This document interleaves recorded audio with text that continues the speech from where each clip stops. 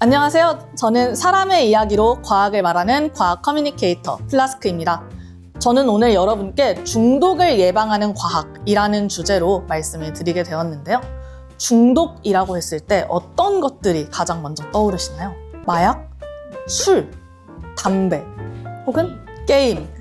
우리 생활에는 이렇게 우리의 중독을 불러일으키는 요소들이 너무나도 많습니다.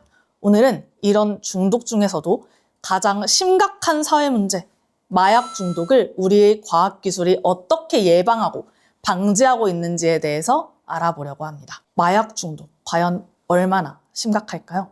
2022년을 기준으로 세계 마약 남용 인구는 2억 9,200만여 명에 달합니다. 전 세계 인구가 70억 명인데에 비해서 결코 작은 수치는 아니죠. 2022년 대마초 생산량은 6,186톤. 이 대마에서 뽑아낸 대마 수지 생산량은 1,194톤으로 전년도에 대비해서도 굉장히 많이 상승했습니다. 대마가 가장 많은 이유는 아무래도 대마가 의료 목적으로도 사용되기 때문인데요.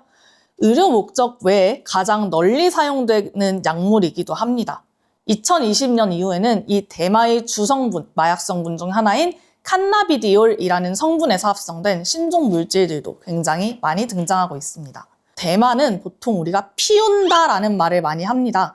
이처럼 식용, 전자담배 카트리지 혹은 분무형 형태로 흡입할 수 있는 형태로 많이 유통이 되고 있고요. 여러 가지 대마 유도물질 중에서도 델타8 THC라던가 헥사하이드로 칸나비올이라고 불리는 물질들이 대표적으로 사용되고 있습니다. 대마가 피는 사람만 많아진다고 해서 갑자기 대마 양이 많아지는 건 아니겠죠.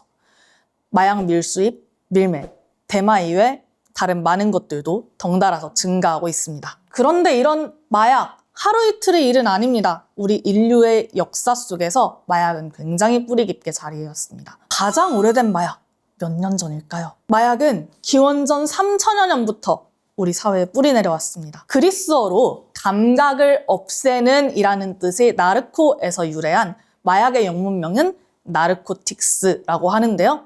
마약은 특정 양리작용, 즉 정신을 마비시킨다거나 아픔을 경감해주거나 혹은 이거 좀 다행이다, 나 좀 행복한 것 같아 라는 다행감을 주는 것, 그리고 탐닉하게 만드는 것. 이런 양리작용을 하는 것과 함께 의존과 남용을 유도하는 성질을 지니고 있고요. 그렇기 때문에 오용하거나 남용할 경우에는 굉장히 심각한 보건사회적 폐해가 발생하는 물질들을 우리는 마약이라고 부릅니다. 기원전 3000년경 고대 수메르인들은 양귀비를 재배했는데요. 이때 양귀비를 들이마시면 기분이 좋아지네? 라고 해서 기쁨을 가져다주는 식물이다 라는 뜻의 훌길이라고 불렀다고 합니다. 고대 그리스의 의학의 창시자로 알려지는 갈레노스의 경우에도 여러 가지 재료를 사용해서 마약을 만들었다는 기록이 있습니다. 하지만 고대의 마약은 덜 아프게 하는 것, 내가 조금 더 괜찮게 살 수 있는 것이 주목적이었습니다. 고통을 줄이고 감각을 둔하게 해서 수술을 할 수 있게 하고 혹은 내가 잠이 잘 안 올 때 잠을 자게 할 수 있는 그런 모든 약품을 원래 마약이라고 일컬어 왔습니다. 여기에 나와 있는 그림은 1차 세계대전. 아이들이 먹는 약물에 코카인을 타거나 혹은 헤로인을 타거나 모르핀을 타서 아이들이 너무 우니까 잠을 안 자요. 그래서 아이들을 재울 수 있는 약물로 소개가 되기도 했습니다. 그리고 아래에 있는 아편굴 같은 모습이 우리가 알고 있는 전형적인 마약의 모습이죠. 우리나라도 별반 상황은 다르지 않습니다. 조선시대부터 한번 보자면 자산귀라는 이름이 등장하게 됩니다. 자, 조선시대 때 일제강점기 때 모르핀은요, 모루히네라는 이름으로 들어오게 됩니다. 자, 왼쪽에 있는 사진은 1930년 1월 8일자 조선일보의 사진인데요. 자, 해독제라는 것은 그 약이 많을 때 해독제 생산이 시작됩니다. 조선일보의 모르핀 해독제가 실릴 만큼 당시 조선에서 마약 중독은 굉장히 심각한 문제였습니다. 오른쪽에 있는 사진은 1933년 2월 8일자 기사인데요.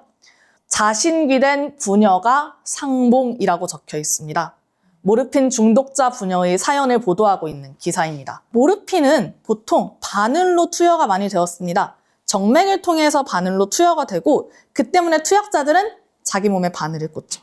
이것 때문에 이 사람들이 좀비처럼 돌아다니는데 어떻게? 자기 몸을 찌른다 라고 해서 자기 몸을 찌르는 귀신이라는 의미의 자신귀라는 명칭으로 일컬어지게 됩니다. 약값 70원 때문에 모르핀 중독자였던 아버지는 마찬가지로 모르핀에 중독됐었던 딸을 음식점에 팔아 넘깁니다. 그런데 문제는 이때 이 딸도 모르핀 중독자였습니다. 모르핀 중독자들, 마약 중독자들 주기적으로 약을 공급받아야 하죠.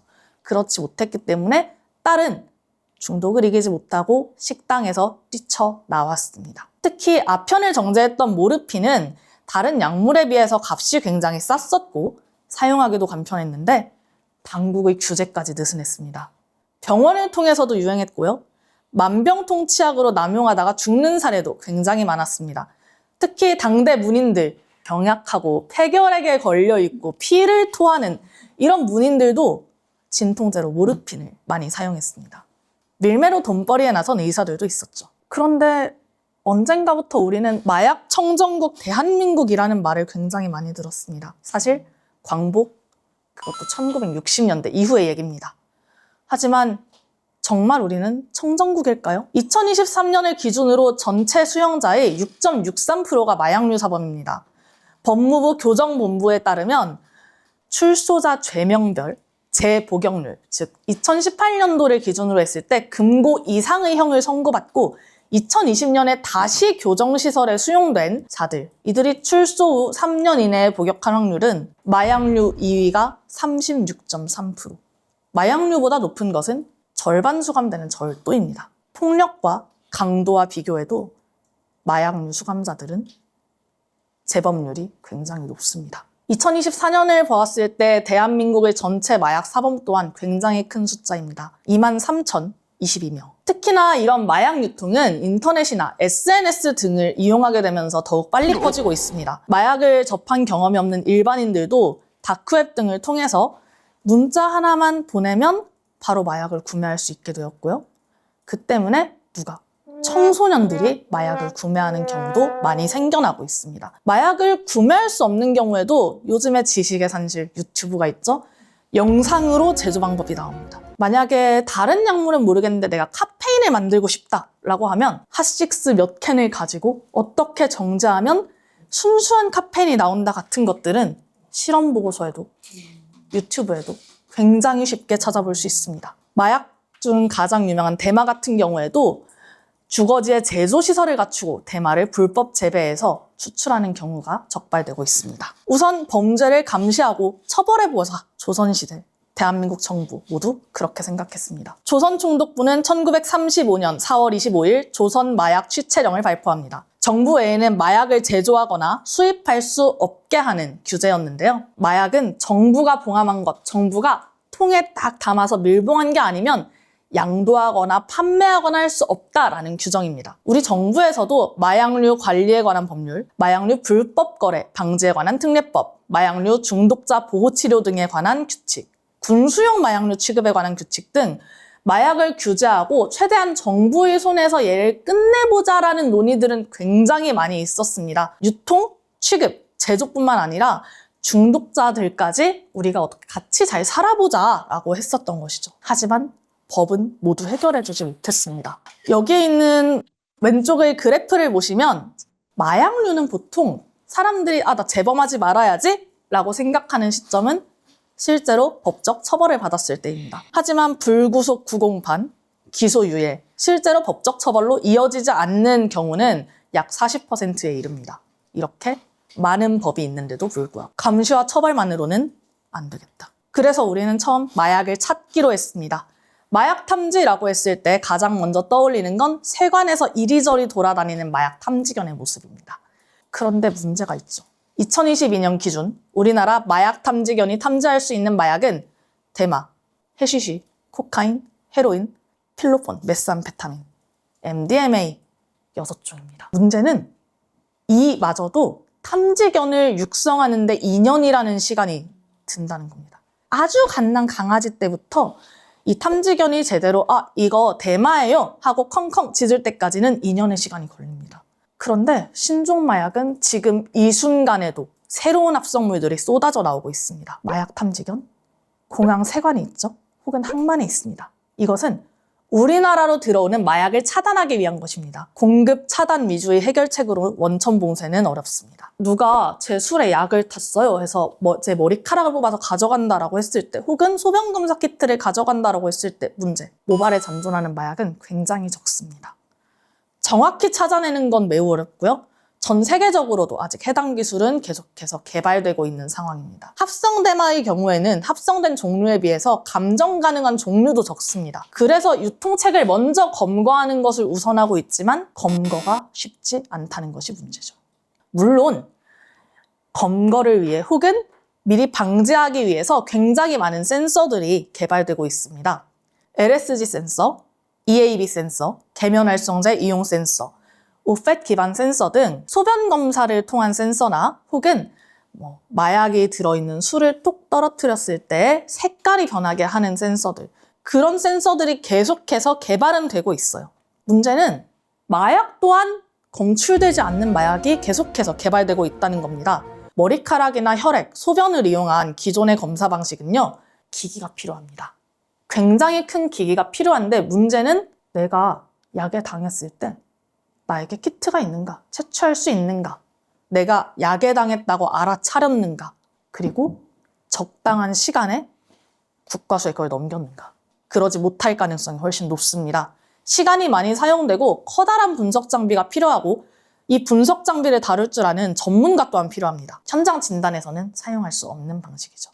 그런데 우리가 필요한 건 누군가 술에 약을 딱 탔을 때 요컨대 매니큐어를 발라서 담궈본 다음에 당신 왜 내 술잔에 약 탔어요? 라고 바로 잡아낼 수 있는 기술입니다. 투약 후 3에서 10일, 투약 후 12에서 24시간이면 사라져버리는 혈액이나 소변 검사로는 잡아내기 어렵죠. 특히나 신종 마약인 합성대마류, 옥시코돈, 펜타닐, 케타민 등은 소변이나 모발에서도 검출되지 않는 경우가 너무나도 많습니다. 문제는 마약을 사용하는 게 아닙니다. 이 마약들의 어쩌면 나도 모르게 중독될 수 있다는 것이죠. 가장 무서운 건 마약을 사는 것, 나에게 마약을 던지는 누군가가 아니라 도저히 혼자서는 벗어날 수 없는 중독성입니다. 그런데 중독을 막으려면 이 중독을 막는 주체가 있어야겠죠? 문제는 관리할 컨트롤 타워가 현재 대한민국에는 없습니다. 형을 마친 마약 사범에 대한 조처도 좀 부족합니다. 마치고 나온 사람들이 다시 마약에 빠지지 않을 수 있게 혹은 공급책이나 연락책이 되지 않을 수 있게 할 수 있는 조치들 또한 아직은 부재합니다. 보건복지부에서 마약류 중독자 치료보호기관을 지정하고 있는데요. 이 중에는 마약 전담하는 시설이 있고 그리고 의료기관 중에서 이 병원에서는 마약 중독자들 함께 치료해주세요 라고 지정하는 병원들이 있습니다. 보호기관 지정 병상수는 33개. 의료기관에서도 343개, 다 해야 400개가 채 안 되는데 아까 보셨듯 2024년만 기준으로 해도 마약 중독자 수는 2만 명이 넘어갑니다. 실제 이용자 비율 또한 이런 치료시설은 본인이 신청을 해서 가야 합니다. 전체 사범의 2%도 안 됩니다. 1.8%가 간신히 치료보호시설을 이용하고 있습니다. 재범 자체를 혹은 중독 자체를 낮추기 위한 근본적인 대책이 우선되어야 합니다. 그래서 우리 과학은 중독을 예방해보자라는 새로운 솔루션을 가져오게 되었습니다. 왜냐하면 사후 단속보다는 예방하는 게 우선이기 때문이죠. 그것은 마약 사건에서 유죄와 무죄를 가르는 가장 중요한 요인이 감정 가능성이기 때문이기도 합니다. 그런 말이 있죠. 안 걸리면 돼. 만약에 내가 약을 탔더라도 검찰에 안 걸리면 돼. 걸리면 벌을 받겠지만 난 안 걸릴 수 있어. 이런 말들. 그리고 더욱 빠르게 증가하고 있는 감정을 피하는 마약들. 국립과학수사원에서 감정 가능한 마약류는 2천여 종이지만 이것들 중에 실제 처벌할 수 있는 것들, 법령상으로 일일이 성분이 정해져 있는데요. 그 성분들은 단 384종입니다. 나머지 1,600여 종은 아직 처벌이 지정되어 있지 않습니다. 그리고 현재 사용 중인 신종 마약 간이키트는 한 번에 한 종류씩만 검증이 가능합니다. 만약에 색깔이 변하는 매니큐어가 있다고 해봅시다. 그리고 나는 근데 누가 내 잔에 물뽕 타는 게 너무 싫어. 그래서 물뽕을 감지할 수 있는 매니큐어를 발랐어요. 얘는 물뽕만 감지할 수 있습니다. 만약에 얘가 다른 약을 탔다면 내 매니큐어는 감지할 수 없죠. 잡아내는 게 또 불가능해집니다. 그래서 효율성이 굉장히 낮고 가짜 양성, 가짜 음성도 많이 나옵니다.